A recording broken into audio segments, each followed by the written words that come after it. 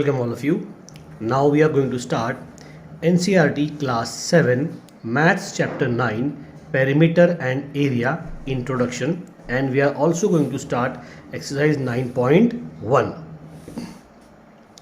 आपके एक्सरसाइज 9.1 के अंदर आपको सिर्फ दो तरह की फिगर दी गई है, उसी का एरिया या पेरीमीटर पूछा गया है. तो पहली फिगर होती है हमारी एक पैरेललोग्राम की. पैरेललोग्राम का डेफिनेशन ये होता है कि उसके ऑपोजिट साइड पैरेलल होते हैं. ये उसकी ऑपोजिट साइड है और ये एक दूसरे के पैरेलल, ये कभी भी इंटरसेक्ट नहीं होंगे. और ये वाला साइड भी एक दूसरे को पैरेलल है, ये भी कभी इंटरसेक्ट नहीं होगा. उसी को हम कहते हैं पैरेललोग्राम. रेक्टेंगल भी एक पैरेललोग्राम है, लेकिन एक रेक्टेंगल की दो स्पेशल प्रॉपर्टीज़ भी होती है. पैरेललोग्राम के डायगोनल एक नहीं होते, एक जैसे नहीं होते. ये होगा उसके डायगोनल, ये यहाँ से इस कोने से इस कोने पर और इस कोने से इस कोने के ऊपर, ये कहलाएंगे उसके डायगोनल. और ये इक्वल नहीं होते, यानी हर रेक्टेंगल एक पैरेललोग्राम तो है, लेकिन हर पैरेललोग्राम रेक्टेंगल नहीं है.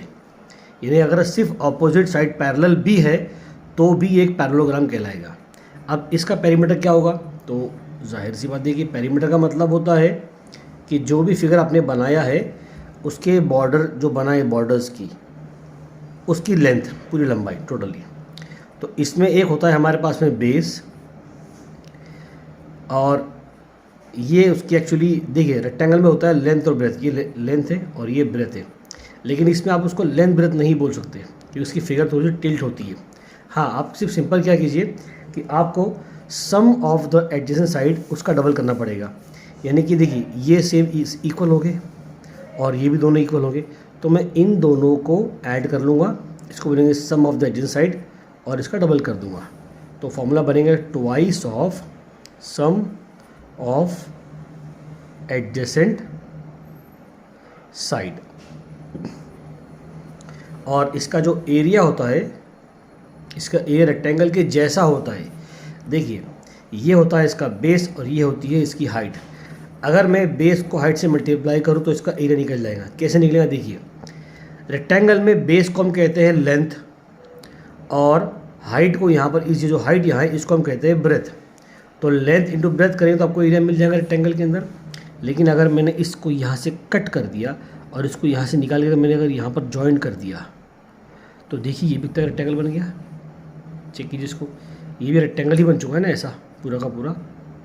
तो बेस इंटू हाइट करेंगे तो आपको इतना एरिया मिल जाएगा पूरा का पूरा. अब ये यहाँ से कट होकर यहाँ जा रहा है, तो कुल मिला के आप इस पैरेललोग्राम का ही एरिया निकाल रहे हैं. तो आपका फॉर्मूला बनेगा बेस मल्टीप्लाई बाय हाइट. अब आपकी अगली फिगर एक ट्राइंगल है. ट्राइंगल का फॉर्मूला होता है, इसका पेरीमीटर तो होगा आपका सिंपल है कि अगर ट्राइंगल अगर इक्विलेटरल हुआ, तीनों साइड उसके एक जैसे अगर हुए, तो आपका फॉर्मूला बनेगा साइड इंटू 3. लेकिन अगर तीनों चीज़ें अलग अलग हुई तो इसके जो साइड है आपको सिर्फ इतना लिखना पड़ेगा सम ऑफ ऑल साइड्स. जितनी भी साइड है उसका आपको सम करना पड़ेगा, आपको ऐड करना पड़ेगा. और इसका एरिया ऐसा बनता है, सेम फॉर्मूला कॉपी कर लीजिए, बेस इंटू हाइट, लेकिन इसका आपको आधा करना पड़ेगा, तभी आपको इस ट्रायंगल का एरिया मिलेगा. और इसके लिए ये फॉर्मूले के लिए आपको एल्टीट्यूड यानी कि 90 डिग्री एक परपेंडिकुलर लाइन हो ज़रूरी, उसी का आपको लेंथ मालूम होना चाहिए. ये होगा आपका बेस, ये होगा आपका हाइट. इसके पता होने से कोई फर्क नहीं पड़ने वाला. हाँ, अगर आपको ऐसा ट्रायंगल दिया गया है कि इन तीनों का जो साइड्स है वो अलग अलग है, तो उसे हम कहते हैं स्केलीन ट्रायंगल, और वो आपको क्लास 9th में सिखाया जाएगा. उसे हम कहते हैं हेरोल्ड्स फार्मूला, वो आपको अभी नहीं है. तो आई होप आपको फॉर्मूले समझ में आए होंगे. अब हम एक्सरसाइज 9.1 को स्टार्ट करते हैं. तो ये है आपका पहला क्वेश्चन. ये आपको फिगर दी गई पैरेललोग्राम की, ये उसका बेस है, ये उसकी हाइट है. तो हम लिख लेंगे पहले हमको गिवन क्या क्या है. तो बेस है हमारा 7 सेंटीमीटर और हाइट है हमारे पास में 4 सेंटीमीटर. आप पहले एरिया का फॉर्मूला लिखेंगे, बेस इंटू हाइट, मल्टीप्लाई कीजिए इसको, 7 centimetre multiply by 4 centimetre. 7 4 28 centimetre two centimetre, centimetre square. ये आ गया आपका इस फिगर का आंसर 28 सेंटीमीटर स्क्वायर. अब आ जाइए इस तरफ, इसका बेस हमको दिया गया है 5 सेंटीमीटर और इसकी हाइट हमको दी गई है दैट इज़ 3 सेंटीमीटर।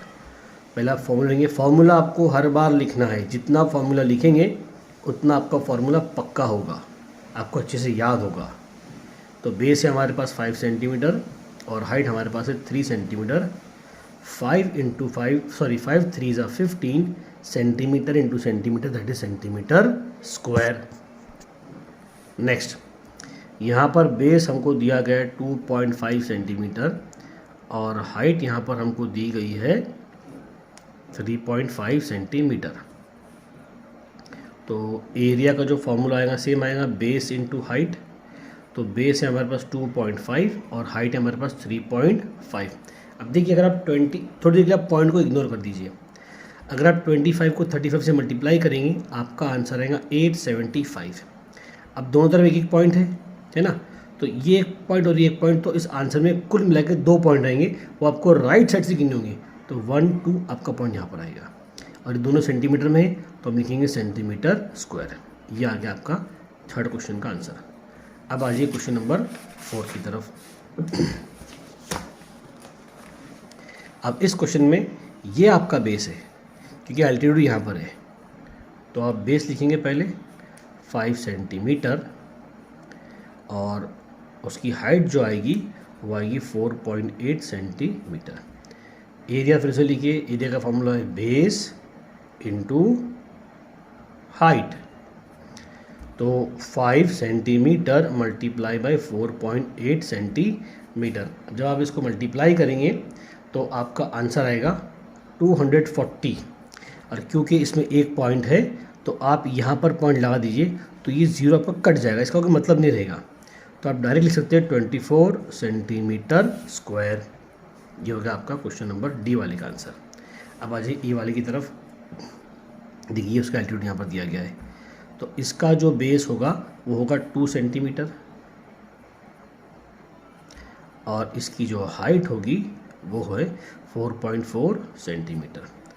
एरिया आपको लिखना है फॉर्मूला उसका, तो बेस इंटू हाइट और अप्लाई कीजिए तो 2 सेंटीमीटर मल्टीप्लाई बाय 4.4 सेंटीमीटर। तो 2 4 द 8, 2 4 द 8, एक पॉइंट है तो आपका आंसर में एक पॉइंट आएगा। Centimetre multiply by centimetre that is centimetre square. अब आ जाइए क्वेश्चन नंबर 2 की तरफ। इसमें आपको 4 क्वेश्चन दिए गए हैं, 4 फिगर है, सब ट्रायंगल की है। तो वही चीज़ की जो हम अब तक करते आ रहे हैं। इसका बेस होगा 4 सेंटीमीटर और इसकी हाइट होगी 3 सेंटीमीटर। लेकिन फॉर्मूले में ज़रा सा चेंज है, आपको एरिया सेम वही फॉर्मूला निकालना है, बेस इंटू हाइट, लेकिन आपको उसका आधा करना है। तो हाफ बेस इंटू हाइट, ये आपका फॉर्मूला बनेगा। मैंने शॉर्टकट लिखा है ताकि मेरे पास जगह की कमी है। आप पूरा पूरा फॉर्मूला लिखिएगा, शॉर्टकट भी चल जाएगा, कोई दिक्कत नहीं उसके अंदर। तो हाफ बेस कितना हमारे पास में 4 और हाइट है उसकी 3। तो पहले हाफ अगर कटता हो तो काट लीजिए, 2 1 ज़ा 2 2 ज़ा 4, 3 2 होगा 6, तो 6 सेंटीमीटर स्क्वायर।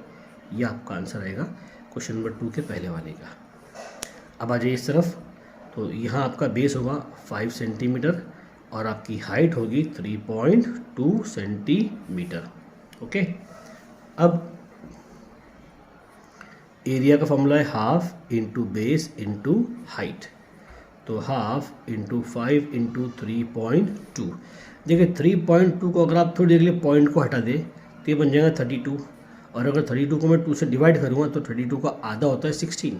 तो 2 1 ज़ा 2, 16 ज़ा 32।